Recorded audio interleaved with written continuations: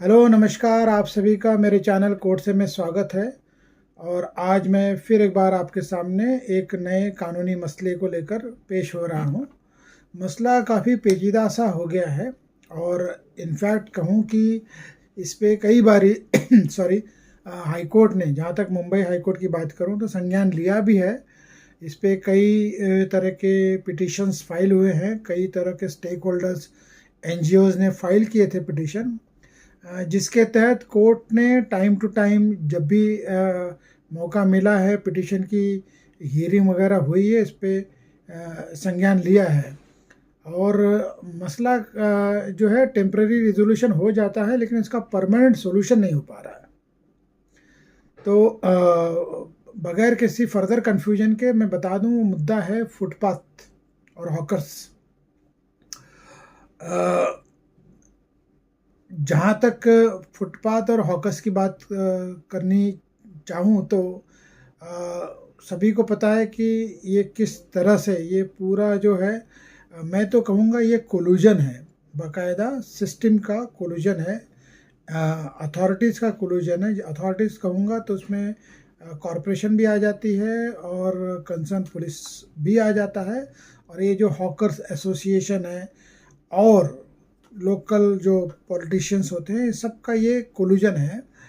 क्योंकि आप मुंबई में कहीं पे भी जाओ, किसी भी रास्ते से जाओ, गली नुक्कड़ से जाओ, जो हॉकर्स जो है उन्होंने बाकायदा पूरा का पूरा फुटपाथ कैप्चर कर रखा हुआ है।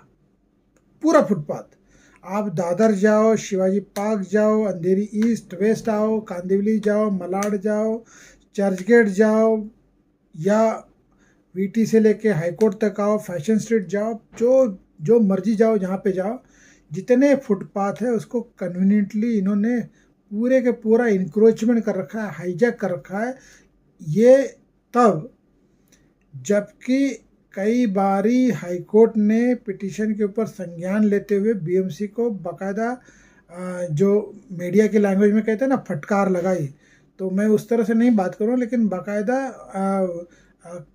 कॉरपोरेशन को आड़े हाथों लिया है कोर्टों ने कि ये जो है फुटपाथ का जो इंक्रोचमेंट है इन हॉकर्स द्वारा, इसका परमानेंट सोल्यूशन होना चाहिए। या तो कोई टाइम फ्रेम हो रखा जाए जिस पे उस वक्त ये स्पेसिफिक अवेलेबल हो, बाकी और टाइम वो वहाँ पे ना ही रहे। क्योंकि फुटपाथ बेसिकली बना है पेडिस्ट्रियंस के लिए, बूढ़ों के लिए, यंग बच्चों के लिए, नॉर्मल कॉमन सिटीजन्स के लिए आने जाने का जो रास्ता है वो बाकायदा ये इंक्रोच कर लाते हैं। वहाँ पे बाकड़े लगा लेते हैं, रेडियाँ लगा देते हैं और अपना काम चालू करते हैं। जो भी इनकी उपजीविका होती है उसमें कोई हस्तक्षेप नहीं कर रहा है, और किसी की इच्छा भी नहीं कि इनकी रोज़मर्रा की जो ज़िंदगी में इनका जो कमाने का जो जरिया है उस पर कोई आँच आए, ऐसा किसी का इंटेंशन नहीं है। लेकिन इसका ये मतलब नहीं है कि आप बाकायदा सिस्टम के साथ में कोलूजन, क्योंकि ये वोट बैंक है, ये बाकायदा वोट बैंक है। और जहाँ पे आप जाओगे तो इनको संरक्षण मिला हुआ होता है, वो कंसर्न पुलिस का हुआ होता है, कमिश्नर जो कॉरपोरेशंस होते हैं वार्ड के, उनका मिला होता है, लोकल पॉलिटिशियन कॉरपोरेशन का मिला हुआ होता है। एक दिन आप कोई कंप्लेंट जाएगी, एक दिन आधा दिन के लिए हटा देते हैं, फिर तीसरे दिन वही सेम बात, वापस उसी जगह पे आके बैठते हैं। हाई कोर्ट ने भी कई बारी लताड़ लगाई हुई है, कई बारी इसके ऊपर कॉग्निजेंस लिया हुआ है, कई पिटिशंस फाइल हुए हैं, टाइम टू टाइम इस पर पिटिशंस फाइल हुए। जस्टिस गौतम पटेल ने इस पर कॉग्निजेंस लिया है। हाल ही में बॉम्बे हाई कोर्ट ने और एक याचिका के ऊपर कॉग्निजेंस लिया, सुमोटो लिया है वो, कि भाई ये इलीगल और अनऑथराइज हॉकर जो है उन्होंने तो पूरा पूरा शहर ही कब्जा करके रखा हुआ है और इसका कोई सोल्यूशन नहीं है। कॉरपोरेशन जवाब देता है कि इस पे ये प्रैक्टिकली इम्पॉसिबल है इनको मतलब परमानेंटली वॉच में रखना या इसको कंट्रोल कर पाना। लेकिन ये कोई आंसर नहीं है, मेरे हिसाब से ये कोई आंसर नहीं है। हालांकि अभी आगे क्या होता है पिटीशन में वो तो आगे देखा जाएगा, लेकिन ये पहला ऑर्डर नहीं है, इसके पहले कई ऑर्डर पास हो चुके जिस पे न जाने कितनी पिटीशंस आई हैं और जो फाइल हुई है, जिस पे कोर्टों ने बाकायदा कॉग्निजेंस लिया है और कहा भी कि हॉकिंग जोन जो है वो बाकायदा इसको सिस्टमेटिक अप्रोच देके इसका एक टाइम फ्रेम बनाओ, या ताकि जो फुटपाथ है वो पेडिस्ट्रियन का बाकायदा यूज़ कर सके, ऐसा कोई मैकेनिज्म बनाओ। और जो इलीगल या अनऑथराइज हॉकर्स है उनको तो हटा ही दो। और जब पिछली दफ़ा जब भी हाई कोर्ट ने ऑर्डर्स पास किए हैं तो टेम्प्ररी वो सिर्फ कोर्ट को दिखाने के लिए अगली तारीख के लिए कि देखो भाई हमने ये सब कर दिया, और टेम्प्ररी कुछ 1 या 2 दिन के लिए या 5-6 दिन के लिए वहाँ पे पूरा क्लीन रास्ता हटा दिया जाता है। और फिर हाई कोर्ट को बता दिया जाता है कि भाई ये सब हमने क्लीन करा दिया। फिर वही डाक के 3 पात, आप 5 दिन बाद जाओ, 10 दिन बाद जाओ, सेम सिचुएशन।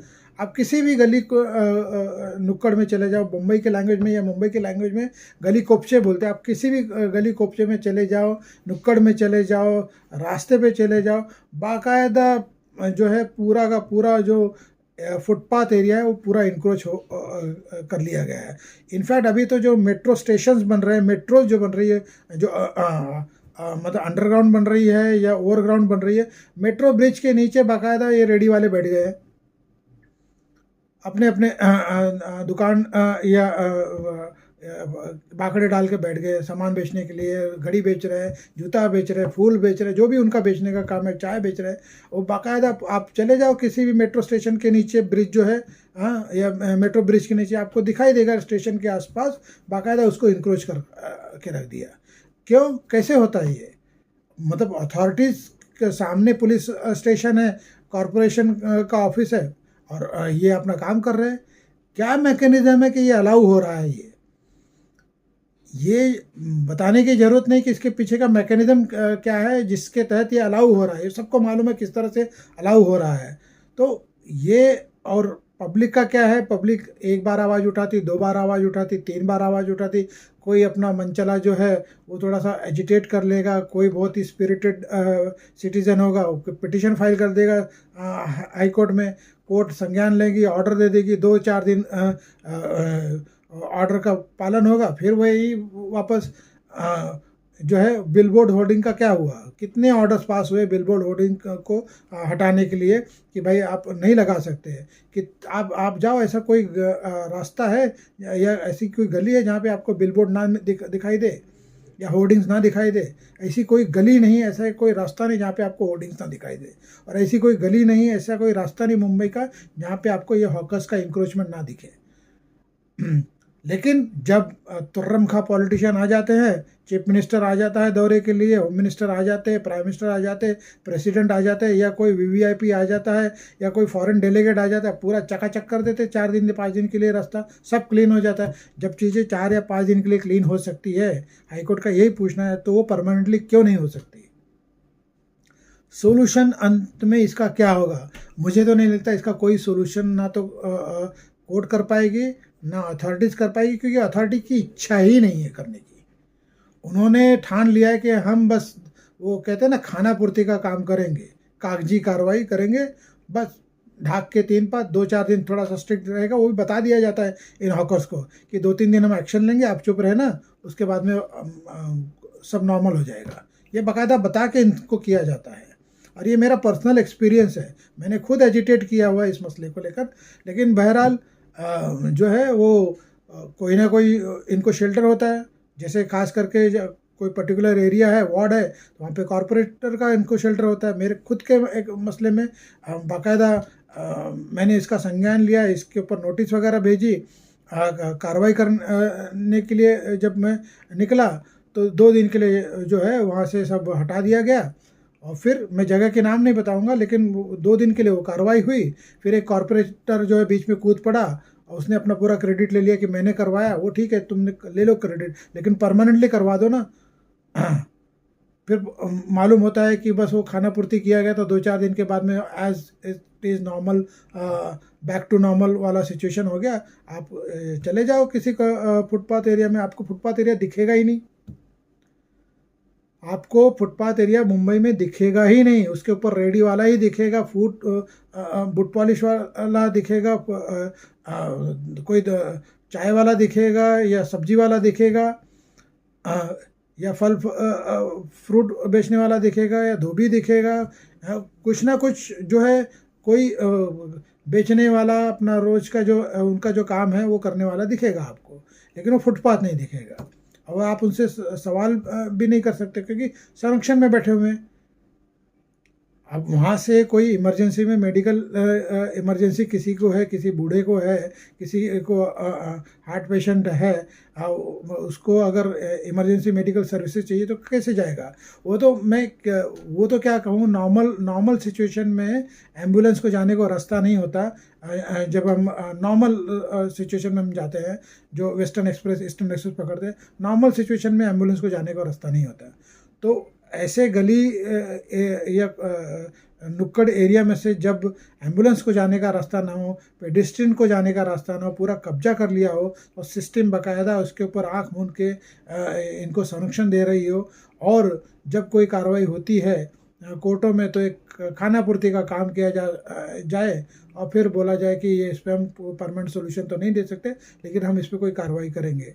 तो हाईकोर्ट का जो सवाल था वो जायज़ था। जब प्राइम मिनिस्टर आते हैं, प्रेसिडेंट आता है, जो डेलीगेट्स आते हैं वीवीआईपी, तब तो ये खाली करवा देते हो, तो इसका परमानेंट सोल्यूशन क्यों नहीं? हाईकोर्ट ने ज़रूर सवाल पूछा है और कॉरपोरेशन उसका क्या जवाब देगी मुझे नहीं पता, लेकिन मुझे नहीं लगता इसका कोई सोल्यूशन होगा। ये हाईकोर्ट को भी पता है, उन जजों को भी पता है कि इसका कोई सोल्यूशन तो होना नहीं है। बस क्योंकि हाईकोर्ट कितने दिन तक वॉचडॉग करेगा? हाईकोर्ट ऑर्डर देगा, लेकिन उसका एडमिनिस्ट्रेटिव एग्जीक्यूशन तो ग्राउंड पे होगा ना, और ग्राउंड पे एग्जीक्यूट करने वाले ये वही लोग हैं जिनका अपना अपना स्टेक्स है, जिनका अपना अपना संरक्षण है इन हॉकर्स को। तो क्या ही करेंगे? और वोट बैंक है सबसे बड़ी समस्या जो हिंदुस्तान की है, ये वोट बैंक की पॉलिटिक्स, जिसके तहत सब कुछ बर्बाद होते जा रहा है, कुछ बचा नहीं है यहाँ पे। वोट बैंक के नाम पे जितनी रेवड़ियाँ फ्री की बांटते रहो, क्योंकि मिडिल क्लास तो इनकम टैक्स भरता है, टैक्स का पैसा देता है, जेब से उसकी जा रहा है। तो ये सब जो है, ये वोट बैंक के चक्कर में ही सब जो है इस तरह का हो रहा है, जहाँ पे मनमर्जी चल रही है। फुटपाथ को इंक्रोच किया जाता है, बाकायदा खेलने कूदने की जगह भी इंक्रोच कर दी जाती है। तो ये तो हाल है। तो ये भले ही मैं ऑर्डर पढ़ रहा था, मुझे मतलब इसमें जस्टिस सोनक और जस्टिस कमल का था, डिवीजन बेंच ने इस पर डायरेक्शंस तो दिए हैं, सुमोटो कॉग्निजेंस लिया है इलीगल और अनऑथराइज्ड हॉकर्स के ऊपर। खास करके मसला बहुत ही दिनों से चल भी रहा है, कई सारे पिटिशंस थे इसके पहले। जस्टिस गौतम पटेल ने कॉग्निजेंस लेते हुए बाकायदा ढंग से ऑर्डर दिया था। अगर उसी ऑर्डर को पालन कर लिया होता जस्टिस गौतम पटेल के, तो ये नौबत नहीं आती। और बोलने के लिए तो फंडामेंटल राइट है पेडिस्ट्रियन का फुटपाथ के ऊपर, लेकिन वो एक्चुअली में है क्या? सवाल है मेरा, आप बताइए। तो मैंने सोचा ये मेरा एंग्विश आपसे मैं एक्सप्रेस करूँ, वो इसी लिहाज से मैंने ये वीडियो बनाया। उम्मीद है आपको ये वीडियो अच्छा लगा हो और आप मुझसे जुड़े रहेंगे। इसी आशा के साथ, इसी रिक्वेस्ट के साथ मैं आज का ये वीडियो समाप्त करता हूँ। फिर कल मिलूँगा एक नए मुद्दे के साथ में, एक नए मसले को लेकर। और हाँ, मैं एंग्विश इसलिए हुआ हूँ क्योंकि ये बहुत ही पेनफुल एक्सपीरियंस है जब किसी पेडिस्ट्रियन को उसका राइटफुल जो उसका एक्सेस है वो ना मिले, और ख़ास करके वो बूढ़ा हो, बीमार हो, बुज़ुर्ग महिला हो, और उसे उसका आने जाने का जो हक है वो छीन कर किसी और को उसके ऊपर सिर्फ और सिर्फ किसी स्टेक होल्डर्स का संरक्षण होने की वजह से इन हॉकर्स की मनमर्जी चल रही है। एनीवे, तो ये आज का वीडियो मैं यहीं समाप्त करता हूँ। फिर कल मिलूँगा नए मुद्दे के साथ में, नए मसले के साथ में। तब तक के लिए आप सभी से विदा। Thank you very much, have a nice day and God bless you.